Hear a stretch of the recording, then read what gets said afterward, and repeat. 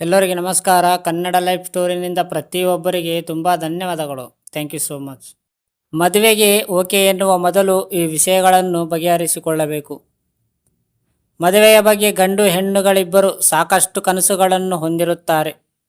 ಹಾಗೆಯೇ ತನ್ನ ಜೀವನ ಸಂಗಾತಿಯ ಬಗ್ಗೆ ಸಾಕಷ್ಟು ನಿರೀಕ್ಷೆಗಳನ್ನಿಟ್ಟುಕೊಂಡಿರುತ್ತಾರೆ. ಅದೆಲ್ಲವೂ ನನಸಾಗಬೇಕಾದರೆ ಮದುವೆಗೂ ಮುನ್ನ ಈ ಕೆಲವು ವಿಷಯಗಳ ಬಗ್ಗೆ ಬಗೆಹರಿಸಿಕೊಳ್ಳುವುದು ಮುಖ್ಯ. ಮದುವೆ ವಿಷಯಕ್ಕೆ ಬಂದಾಗ ಅದು ಲವ್ ಮ್ಯಾರೇಜೇ ಇರಲಿ ಅಥವಾ ಅರೇಂಜ್ ಮ್ಯಾರೇಜೇ ಆಗಿರಲಿ, ಮದುವೆಗೂ ಮೊದಲು ಕೆಲವೊಂದು ವಿಷಯಗಳ ಗಂಡು ಹೆಣ್ಣು ಇಬ್ಬರು ಬಗೆಹರಿಸಿಕೊಳ್ಳಬೇಕು. ಪ್ರತಿಯೊಂದು ಸಂಬಂಧದಲ್ಲೂ ಕೆಲವು ಪ್ರಮುಖ ವಿಷಯಗಳಿವೆ. ಅವುಗಳನ್ನು ನಿರ್ಲಕ್ಷಿಸಿದರೆ ಮದುವೆಯ ನಂತರ ನೀವು ಪಶ್ಚಾತ್ತಾಪ ಪಡಬೇಕಾಗುತ್ತದೆ. ಈ ಕಾರಣಕ್ಕಾಗಿಯೇ ಮದುವೆಯ ನಿರ್ಧಾರವನ್ನು ಬಹಳ ಎಚ್ಚರಿಕೆಯಿಂದ ತೆಗೆದುಕೊಳ್ಳಬೇಕಾಗುತ್ತದೆ. ಮದುವೆಗೂ ಮೊದಲು ನಿಮ್ಮ ಸಂಗಾತಿಯಿಂದ ಕೆಲವು ವಿಷಯಗಳನ್ನು ಬಿಚ್ಚಬಿಡಬೇಕು. ಇದರಿಂದ ನೀವು ನಂತರ ಯಾವುದೇ ರೀತಿಯ ಸಮಸ್ಯೆಯನ್ನು ಎದುರಿಸಬೇಕಾಗಿಲ್ಲ. ಹಾಗಾದರೆ ಆ ಪ್ರಮುಖ ವಿಷಯಗಳು ಯಾವ್ಯಾವು ಅನ್ನೋದನ್ನು ನೋಡೋಣ.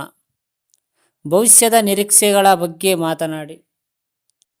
ಪ್ರತಿಯೊಬ್ಬ ವ್ಯಕ್ತಿಯ ತನ್ನ ಭವಿಷ್ಯದ ಜೀವನ ಸಂಗಾತಿಯಿಂದ ಹಲವಾರು ಭರವಸೆಗಳನ್ನು ಹೊಂದಿರುತ್ತಾರೆ. ಅಂತಹ ಪರಿಸ್ಥಿತಿಯಲ್ಲಿ ನೀವು ಅದರ ಬಗ್ಗೆ ಅವರೊಂದಿಗೆ ಮಾತನಾಡಬೇಕು ಮತ್ತು ಅವರ ಜೀವನದಲ್ಲಿ ಸಂಗಾತಿಯಿಂದ ಏನೇನು ನಿರೀಕ್ಷಿಸುತ್ತಾರೆ ಎಂದು ಕೇಳಬೇಕು. ಅವರ ಆಸೆಯನ್ನು ತಿಳಿದ ನಂತರ ಮುಂದಿನ ನಿರ್ಧಾರ ತೆಗೆದುಕೊಳ್ಳಬೇಕು. ನೀವು ಮದುವೆಯಾಗಿರುವ ವ್ಯಕ್ತಿ ಮತ್ತು ಅವರ ಕುಟುಂಬದವರು ಏನು ಯೋಚಿಸುತ್ತಿದ್ದಾರೆ ಮತ್ತು ಜೀವನದಲ್ಲಿ ನಿಮ್ಮಿಬ್ಬರ ಗುರಿಗಳು ಹೊಂದಿಕೆಯಾಗುತ್ತವೆ ಅಥವಾ ಇಲ್ಲವೇ ಎಂಬುದನ್ನು ನೀವು ತಿಳಿದಿರಬೇಕು. ಆರ್ಥಿಕ ಪರಿಸ್ಥಿತಿ.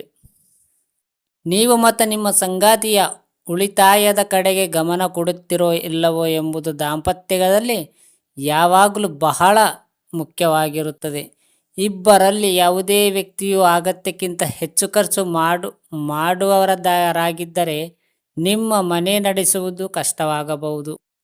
ನಿಮ್ಮ ಮನೆಯನ್ನು ನೀವು ಸರಿಯಾಗಿ ನಡೆಸಬೇಕಾದರೆ ಮದುವೆಗೂ ಮುನ್ನವೇ ಆರ್ಥಿಕ ಸ್ಥಿತಿ ಮತ್ತು ಸ್ಥಿರತೆಯ ಬಗ್ಗೆ ನೀವು ನಿಮ್ಮ ಪಾಲುದಾರರೊಂದಿಗೆ ಮಾತನಾಡಬೇಕು. ನಿಮ್ಮ ಖರ್ಚುಗಳು ಮತ್ತು ಉಳಿತಾಯಗಳ ಬಗ್ಗೆ ಗಂಭೀರವಾದ ಚರ್ಚೆಯನ್ನು ಪ್ರಾರಂಭಿಸಿ. ಜೀವನದ ಕೆಲವು ರಹಸ್ಯಗಳ ಬಗ್ಗೆ ಮಾಹಿತಿಯನ್ನು ಪಡೆಯಿರಿ. ಒಬ್ಬ ವ್ಯಕ್ತಿಯೊಂದಿಗೆ ಇಡೀ ಜೀವನವನ್ನು ಕಳೆಯಲು ನೀವು ನಿರ್ಧರಿಸುತ್ತೀರಿ. ಅದರಿಂದ ನೀವು ಅವರ ಹಿಂದಿನ ಜೀವನದ ಅಥವಾ ಯಾವುದೇ ರಹಸ್ಯದ ಬಗ್ಗೆ ತಿಳಿದುಕೊಳ್ಳಬೇಕು. ನಿಮ್ಮ ಸಂಗಾತಿಯೊಂದಿಗೆ ನೀವು ಪ್ರಾಮಾಣಿಕವಾಗಿರಬೇಕು ಮತ್ತು ಅವರೊಂದಿಗೂ ಅದರ ಬಗ್ಗೆ ಮುಕ್ತವಾಗಿ ಮಾತನಾಡಬೇಕು. ಯಾವುದೇ ಸಂಬಂಧಕ್ಕೆ ಬಂದ ನಂತರ ಮಾತ್ರ ದಾಂಪತ್ಯಗಳು ನಿಧಾನವಾಗಿ ಪರಸ್ಪರ ವಿಷಯಗಳನ್ನು ಹಂಚಿಕೊಳ್ಳಲು ಪ್ರಾರಂಭಿಸುತ್ತಾರೆ. ಅದ್ಯಾಕೋ ಅವರು ಹೇಳಲು ಹಿಂಜರಿಯುವ ಕೆಲವು ವಿಷಯಗಳಿವೆ. ಅದರಿಂದ ಎಲ್ಲ ಮಾಹಿತಿಯನ್ನು ಪಡೆಯಲು ನೀವು ಅವರೊಂದಿಗೆ ಮುಕ್ತವಾಗಿ ಮಾತನಾಡೋದು ಅವಶ್ಯಕತೆ. ಮಕ್ಕಳ ಬಗ್ಗೆಯೂ ಮಾತನಾಡಿ. ಮಕ್ಕಳ ಜೀವನದ ಭವಿಷ್ಯ ಮುಖ್ಯ ಭಾಗ ಎಂಬುದರಲ್ಲಿ ಸಂದೇಹವಿಲ್ಲ. ಮಕ್ಕಳು ಆದ ನಂತರವೇ ಸಂಸಾರ ಕಂಪ್ಲೀಟ್ ಆಗುವುದು. ಮದುವೆಯ ನಂತರ ಕುಟುಂಬ ಯೋಜನೆಯ ಸಂಬಂಧಿಸಿದಂತೆ ಪ್ರತಿಯೊಬ್ಬರೂ ತಮ್ಮದೇ ಆದ ನಿರ್ಧಾರವನ್ನು ಹೊಂದಿದ್ದಾರೆ. ಆದರೆ ಬಗ್ಗೆ ನೀವು ನಿಮ್ಮ ಸಂಗಾತಿಯೊಂದಿಗೆ ಮಾತನಾಡಬೇಕು. ಯಾಕೆಂದರೆ ಮದುವೆಯಾದ ಕೂಡಲೇ ಕೆಲವರು ಮಕ್ಕಳಿಗೆ ಆದ್ಯತೆ ನೀಡಿದರೆ ಇನ್ನೂ ಕೆಲವರು ಕೆಲಸಕ್ಕೆ ಆದ್ಯತೆ ನೀಡುತ್ತಾರೆ. ಹಾಗಾಗಿ ಸಂಗಾತಿಯ ಆಯ್ಕೆಯ ಬಗ್ಗೆ ನೀವು ತಿಳಿದುಕೊಳ್ಳುವುದು ಬಹಳ ಮುಖ್ಯ. ಫ್ರೆಂಡ್ಸ್, ಅರ್ಥ ಆಯ್ತಾ? ಈ ಸ್ಟೋರಿ ಕೇಳಿದ ಪ್ರತಿಯೊಬ್ಬರಿಗೆ ತುಂಬ ಧನ್ಯವಾದಗಳು.